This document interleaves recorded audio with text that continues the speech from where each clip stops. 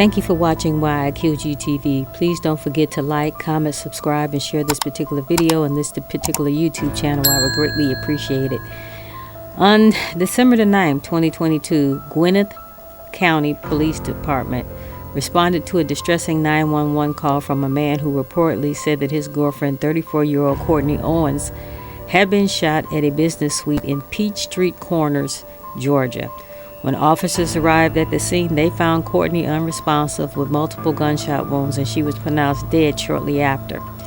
Initially, investigators pursued a suspect named Draco, a man who believed to be connected to the shooting. However, as detectives delved deeper into the case, disturbing revelations began to emerge, especially involving Courtney's boyfriend, who initially made the 911 emergency phone call. Let's roll this clip. They hate you. You're gonna die. I don't want to do this. Call your court motors, hurry! I need your help. My girlfriend's hurry! Hurry again! She's been shot! Hurry! She's gone, man, I can tell. She's gone. This frantic call was made by a worried boyfriend who found his lover in a horrifying state. I think I heard her say, Draco, and then I heard a gunshot. Draco's on the run for some warrants or something like that. He hasn't been able to get a job no more or get no money. So he's been just trying to get money. But the officers were soon to be realized that he wasn't as good as he was posing to be. Get me out of here, because this looks really bad. I'm famous as I'm on the radio all the time, and I'm in the backseat of a police car. I got you, hon. Hold on. Whatever you guys need from me for us to find him, get him, and convict him, I'm with it, bro. Why would he give up Draco if he set it up? Why would he want us to know it, you know? It just doesn't make sense. Did Draco do it for you? No, what? No, what? Okay. No. He'd thought to get away easily with it until they uncovered a lead that would blow the case wide open. It was cameras everywhere. He made me charge batteries every week, so I know there was cameras. He took them down. It all began on December 9th, 2022 at 2:29 p.m. when the Gwinnett County, Georgia police were called into a busy shopping area of Snellville. I'm at an emergency. This is a highway. It's at Royal Motors. I was trying to get an ambulance. Somebody that came in with a mask and all black and a jacket with a rifle going across his chest. There's a female that was there. He told her to get on the floor. And he shot one time. Okay, is she alive right now? Is she breathing?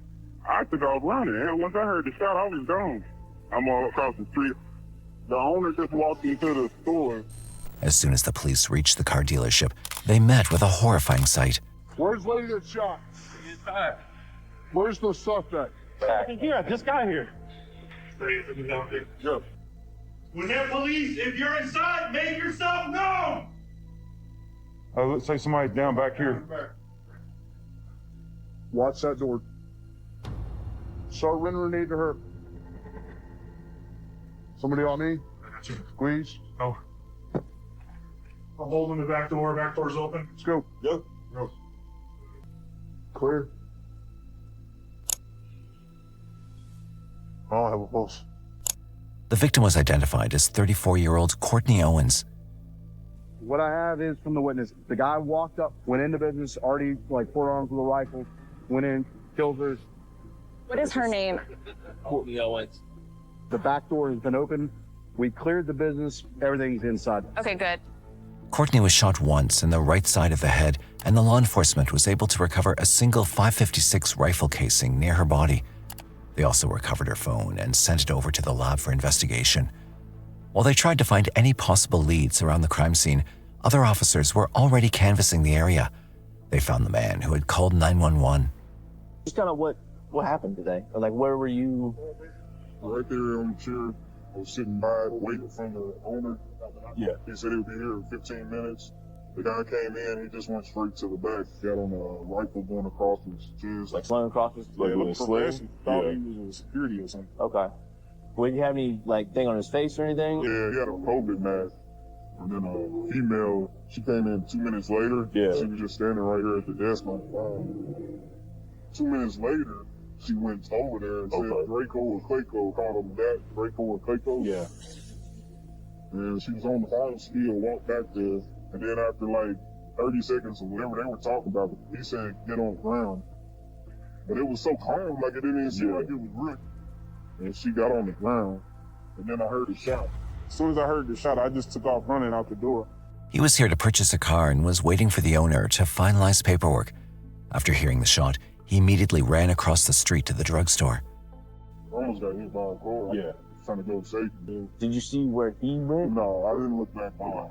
What did he look like? He was tall, slim, black. About your height, maybe a little shorter, but he had on all black shoes.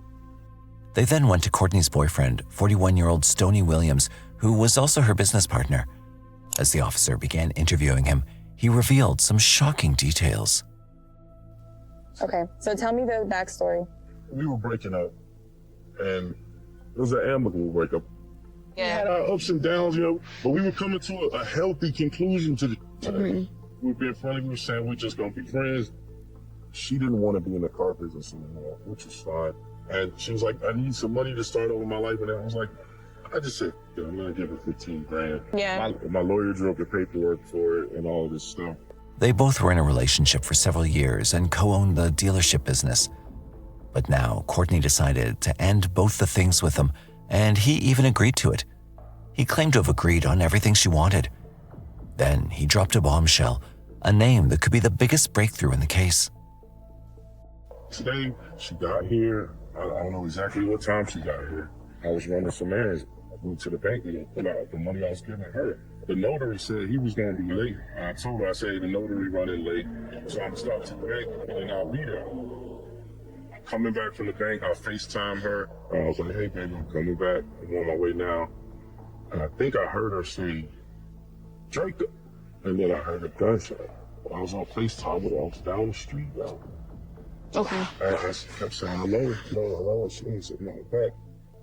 Did you hear any male voices or I anything? didn't hear anybody else crying. I think this is kind of my fault. Draco had been calling me, asking me for money. Stony claimed Draco was his friend, but didn't know his real name, and just a few hours before the shooting, he'd shown up at their workplace. Then he revealed another incriminating piece of information that would link Draco further to the incident. I told him, I said, look, I don't have it right now. And I usually give it to him. I usually look out for him all the time. And he came up here today, and he tried to sell me a gun. And I was like, I don't want to buy a gun, man. I don't have no money. Then I was like, man, I'm parting ways with Courtney. And they give her this 15 grand. We going our separate ways. You're not thinking that he'll do something to hurt you. We family. He further stated that Draco couldn't do something like this, but the investigators had their doubts. How long have you known him? A couple years. Why would he do this? I think he needed the money. Do you owe him money? No. Draco's on the run for some warrants or something like that. He hasn't been able to get a job no more and get no money. So he's been just trying to get money. But you didn't even have the money yet. You didn't know that. What kind of car does he drive? He don't have a car that I know of. Does he live nearby? I don't know where he live at right this second. I have no idea. Like I told you, he on the run. Do you have cameras and stuff in your business? Oh, we've had cameras, and we got broken into. The people wore masks. They cut all the cameras and messed up everything. And there's no point. Okay. For now, Stony was allowed to go by the officers, but he had to provide one important piece of information to them. Get out of here, because this looks really bad. I'm famous and I'm on the radio all the time, and I'm in the backseat of a police car. I got you, hon. Hold on. You can get out. Thank you. Do you have Draco's number? Detectives ran Draco's number through their official database, and they did find a match. This number belonged to a 23-year-old man named Wesley Vickers, who was from Atlanta, Georgia. He even had prior convictions for misdemeanor battery and identity theft. They suspected it could be Draco, and to be sure of it, investigators confirmed it was Stony. Who's that?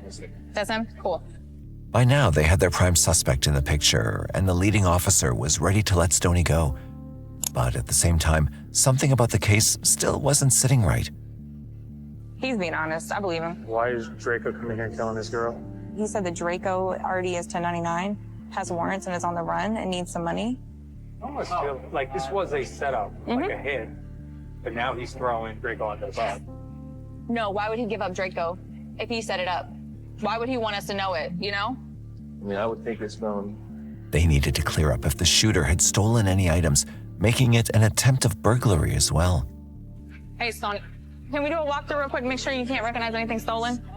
So nothing standing out. I can see. There's nothing for anybody to take, really. So you did get the cash? It's right here. Throughout the investigation, Stony remained entirely cooperative with the officers and showed them the cash he was supposed to give to Courtney. Further corroborating, he was willing to let Courtney part ways with her. Did you just pick that money up? From the bank, right there. Whatever you guys need from me for us to find him, get him, and convict him, I'm with it, bro. I have to take your phone. That's fine, too. Okay. However, one thing stood out about him that could alter the entire course of the investigation. We just realized one of the phones he had, he just factory reset.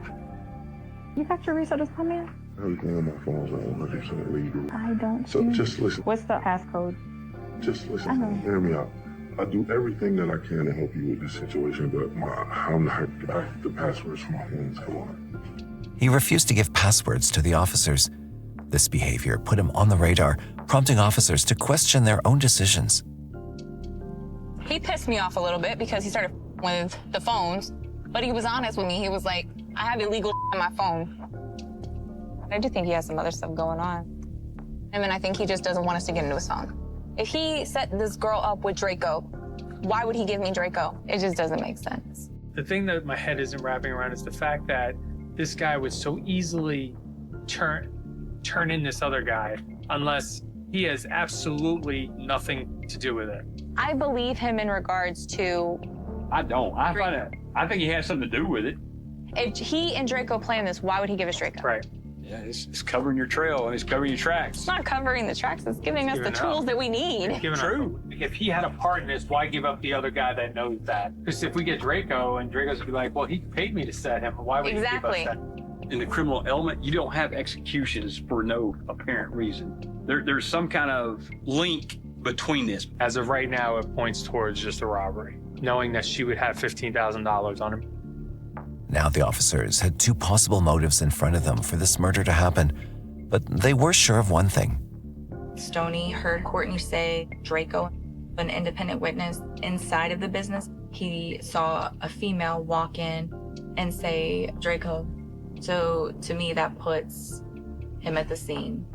That together, I think, was pretty good. Probable cause. They obtained a warrant against Draco, and the fugitive unit was deployed to track him down.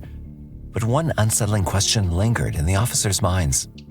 It feels good to identify the suspect really quickly, just to get some closure for the family, but I feel like there's a lot more detail to it. Very curious as to what led up to this. Why not just try to rob her instead of straight up execute her? As investigators hunted for Draco, a detective from the nearby town of Fairburn reached out after catching wind of the case. She had some crucial information that could be the biggest breakthrough. She was investigating a drive-by shooting that took place at Courtney's friend's house. Surprisingly, it had happened just one day before the murder. Courtney had driven there, met with some friends, and unknowingly stepped into the middle of something far more dangerous than she realized.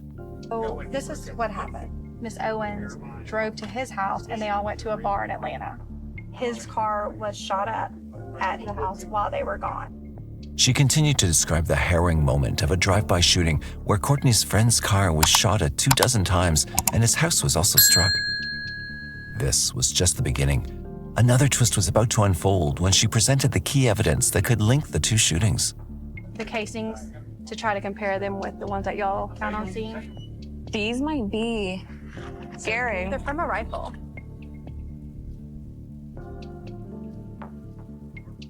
I believe it's going to be a 223 or 556, but that's the same head stamp that was at your homicide. Hell yeah. This revelation brought new clarity to the case. The detective presented a Brandon caliber casing as key evidence, which was found at the location of a shooting that occurred just a day before Courtney's murder. During that instant, she'd been present with a friend. The casing from that instant was confirmed to match one later found near her body. This direct match strongly implicated Draco as the person responsible for the shooting. With this crucial link established, the detective also revealed what Courtney had believed about the incident. We're gonna run it through ballistics. Her incident happened the night before at a place the victim was at. Well, she wasn't there at the time, but she would have been at it. The victims have stated that Draco has been following them. Everything Courtney told the police seemed to point directly to Draco. But just when the case appeared to be heading in a clear direction, a detective shared further information, stating that Courtney had called her the day after the drive-by incident. During that call, she revealed a crucial piece of information about Stony that would completely change their perspective on him. Hello? Hi, this is Detective Baptiste with the Fairburn Police Department. Hi, thanks for calling. I got a phone call from him today. I never said anything about the incident. So he said, I hired a private investigator, and I've had one now for 41 days. So I know about what you've been doing, and I know you've been having with a guy in Fairburn. Courtney said she never mentioned the drive-by incident to Stony, but he knew she was dating a man whose house was shot up. On my phone, it said that my SIM card was changed. So I called T-Mobile, and T-Mobile stated that someone came to the store and got a new SIM card. And I think that that's how he got access to that information. She believed Stony had cloned her SIM card and was able to see her texts and location. If you have any additional things, you can just send it to my email. Thank you. You're welcome. To clarify what actually happened in Fairburn, authorities decided to review the ring camera footage of the drive-by. This is when the guy's house got shot up.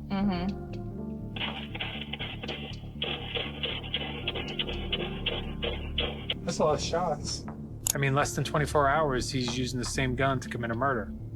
The shooting had happened the day before, which eliminated the possibility of this case being a robbery.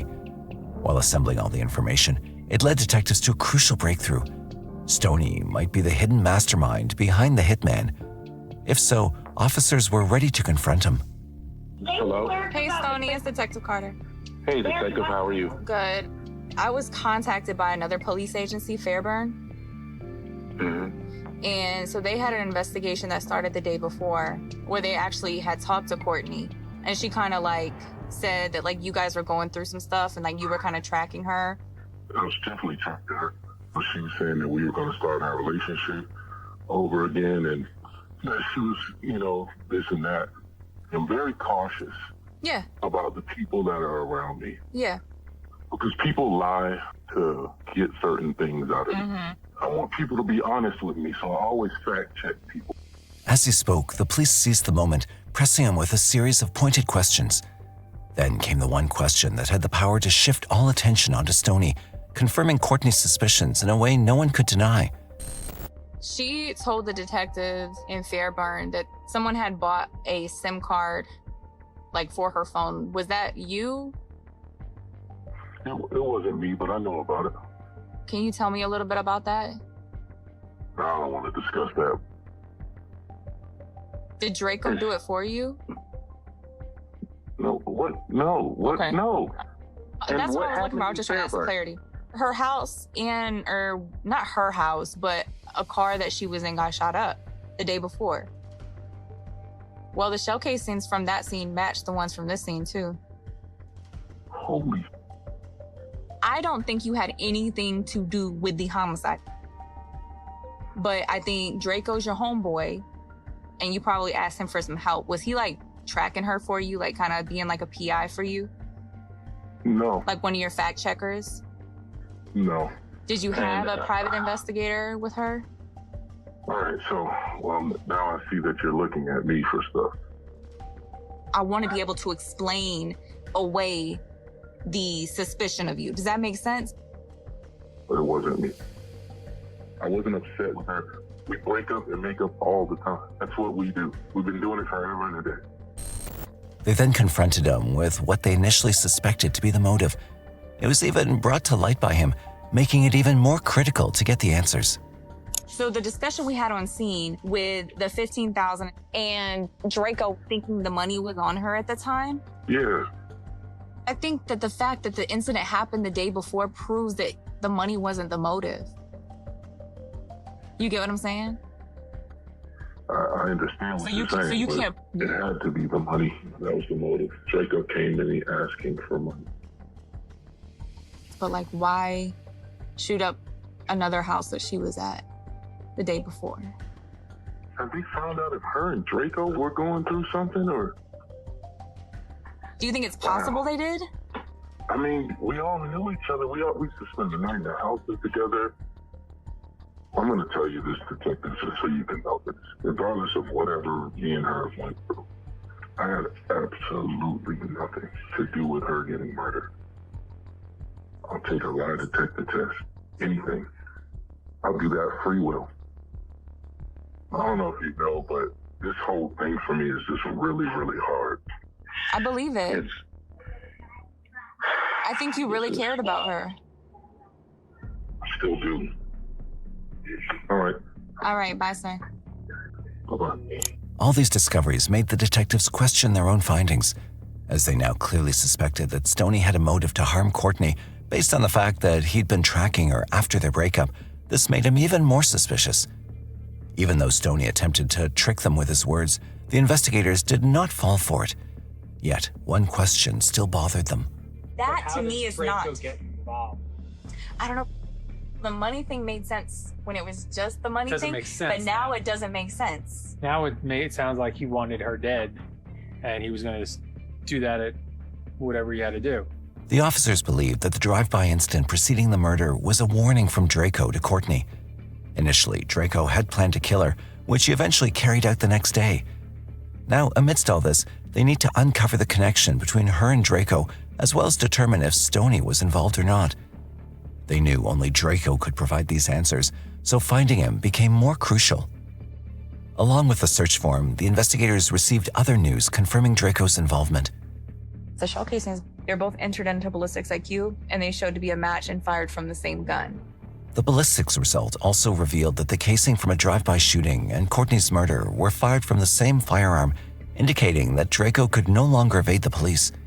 Furthermore, his involvement also sparked a significant theory among the authorities. I do think Stony knew about the drive-by. I think Draco was his private investigator. He set him up to start following her, and he wasn't supposed to kill her. It was supposed to be something else. I think that there is definitely more to the story. Despite having all the evidence, Draco was nowhere to be found. This unsettled the authorities even more, fearing that if he had escaped, Stony could also slip away. Just as they were on the verge of losing hope, their fear was about to fade when they received an unexpected call. So I got a call this morning from the fugitive unit, and they located Draco, Wesley Vickers' indicator. They were able to take him into custody and brought him up to headquarters. After 4 weeks of murder, the police had finally apprehended Draco. All that was left now was to confront him and get the truth out. All right, so this is about Courtney Owens being murdered last month. I've been investigating this since the day it happened. I've also talked to a lot of people, including Stony. He's giving us some stuff, but I feel like there's a lot more to the story. So that's why I brought you here. I wanted to give you that opportunity. You're trying to stare at me? Well, you're staring at me. I didn't kill Courtney. Who did? I was there. I was there around the time. Although he did admit being at the crime scene, but he then revealed something that was truly shocking, a potential new revelation that had been hidden until now. Tell me what happened. I was in the dealership, and I came like to the front, and the children started in. And Courtney, she was already in there. And then what happens? I'd be sitting at different computers and watching YouTube, John did. Okay. Then I was on Courtney. She was trying to call Stony, and this one, the other dude, the one who actually did it, he came in. He walked in, and he looked around. Then I went to Courtney, and we talked to her. Then this one, Stony called. She said something, and you see what you get somebody into or something like that. And she said something, and then he just shot. When he did it, like, it was over with, like, they ran out. Why didn't you try to get help? Then go to jail anyway. At least for about 5 years from my probation. I know, but you could have still called 911 or something. That's something. You just left her to die. She did, but did real life this ain't no video game? This shooter came as a shock to the investigators, as until this point, they'd suspected Draco to be the shooter. With limited information about this new suspect, they pressed Draco for more details, and the situation only worsened. Right where she was shot, is that where she fell? Yeah. So when you left, you had to go out that back door. Did you step over her body? I don't want to say her body was like blocking the door, like blocking the whole door. It was so bad. I tried to go up there. Stony told me not to go. Told me that everybody thinking I killed her. You were close to Courtney, huh? Yeah, they were like a sister to me. Draco admitted he'd left Courtney in that vulnerable state despite thinking of her as a sister, but this itself is not a crime. But what was about to come was going to change the course of the interrogation. Detectives were about to confront him with a different approach, which would ultimately lead them to the sinister truth. The incident in Fairburn. Yeah. Was that you? It wasn't, but I know it. I know y'all think it's me. Do you know who did it? Oh. I've listened to you and I've heard you out. You're leaving some stuff out. Right now is the time for you to come clean because I know you did this. There's nobody else. Half the you told me is and I can prove it wrong right now. My thing is, why would you do that? Why? You have no motive that I know of. Stony is the only one who has a motive. And then guess what he did? Immediately threw your under the bus. He doesn't care about you. I'm the only one being real with you right now.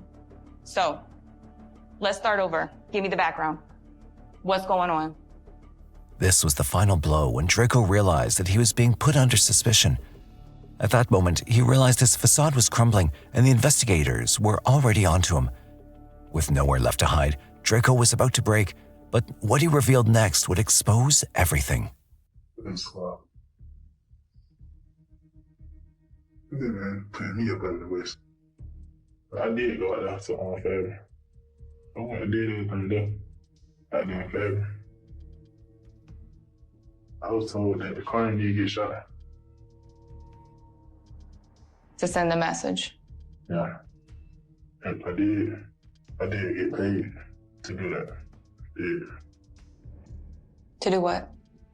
To do it to Courtney. Who paid you? Stony paid me. I come to the dealership. And when I talked to Stony, he was crying, like basically crying and jumping. He like, man, we can't do this.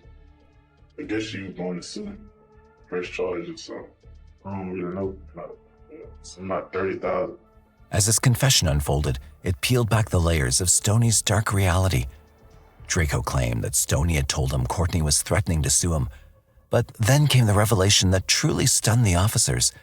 The money at the center of it all wasn't meant for what they'd initially believed, as the true purpose was something more sinister. What was he supposed to give you? Like 15. I supposed to came in and robbed both of them. Her and Stony. But to shoot her. But I was gonna shoot one for him if she was there too though. Tell me about how it went. Courtney came in. I came from the back. My initial thought was to kidnap her and just let her know like what was going on, like, and just be like, Jake, get out of town. But when she came in, she was like, well, Draco went. She got the cussing and tricking out. She kept saying my name and just like that. That would have made me just spaz like that. I was honest for y'all. I was honest for Courtney. Yeah. That's good. That's what you should do. It's a big man to do that. Draco, being the murderer, came as an utter shock to the officers, but what truly stunned them was the unexpected involvement of Stony. The initial denial of him not being involved in Courtney's murder had entirely changed now. I am so shocked. I was back in Stony in the beginning, thinking he didn't have anything to do with the actual murder, but I was completely wrong. Now we have a story that actually makes sense. I think that even though he did something very bad, I think that he did care about Courtney in some twisted way. He did feel kind of guilty, and this was his way of getting it off his chest. But here's the twist. Despite everything against him, Stony was still on track to get away with the murder. And soon, we'll see how exactly. I've been watching the YSL case, and I watched the crooked things that the judge did in that case, so many crooked things that the DA did in that case. And I kept saying the whole time, man, they did that to me. Man, they did that to me. The detective's job didn't end there. They had to deliver this news to the family who'd been desperately waiting for answers about their beloved daughter's murder. Hello. Hey, is this Miss Owens? How you doing? Good. I've got some good news. Draco was arrested this morning. Hey! He confessed to everything and stated that he was actually hired by Stony. Wow. Did he explain why they wanted to kill him? So his explanation is that Stony wasn't happy with the way the breakup was going, the business transactions were going. Well, thank you, Jesus and God. Thank y'all for actually doing your job and doing a great job. Absolutely, yeah. And I appreciate you guys, and I'm so sorry. This is the worst thing that anybody could ever go through. Thank you so much. This news gave a little relief to the grieving family. They now shifted their focus to investigating Stony's background, where they discovered that his past was tainted with past convictions for burglary and child endangerment. Just when the detectives believed they'd learned everything about Stony, 3 days later, new information surfaced, revealing his unknown actions. Well, I'm Detective Carter. Thank you for coming out here. A former employee of the car dealership came forward to expose Stony's lies to the police. So it was cameras everywhere. He made me charge batteries every week, so I know there was cameras. He took them down. Did you work the day before? Yeah, I did. Okay, so that day the cameras were still there. Mm-hmm. Okay, and then you came back to work the day after the incident. And did you notice that the cameras weren't there that day? I definitely noticed they weren't there. And also when she did go back to work, he did tell her if the police come in to say no comment and to contact the attorney. Yeah. He wanted me to lie and say there was no camera, that we never had cameras. His sickening actions didn't stop there. There was more to be uncovered. When officers received the forensic results of Courtney's phone, it revealed that he'd even tried to contact her on the night of the drive-by shooting. The communication revealed on that night Stony had contacted Courtney multiple times, even going as far as visiting her apartment and recording himself on video. I come here looking for comfort after all we've been through. And you're not even here. Really, babe, you got me out here knocking, and you're not even... It's crazy. Now they'd gathered all the evidence against Stony to prove his involvement in Courtney's murder. Police had arrest warrants for Stony Williams for felony murder and aggravated assault for Courtney Owens. As they began their search for him, he was nowhere to be found. But their efforts paid off, and finally, after 3 months, Stony was arrested while playing golf in Texas. Meanwhile, Wesley Vickers, also known as Draco, was found guilty of murder and sentenced to life without parole. Finally, in March 2024, Stony Williams entered an Alford plea of conspiracy to commit murder and was sentenced to 10 years. He had already served 11 months in jail, followed by 1 year of house arrest, with a remaining sentence to be served on probation. They hate you. You're gonna die. I don't want to do this.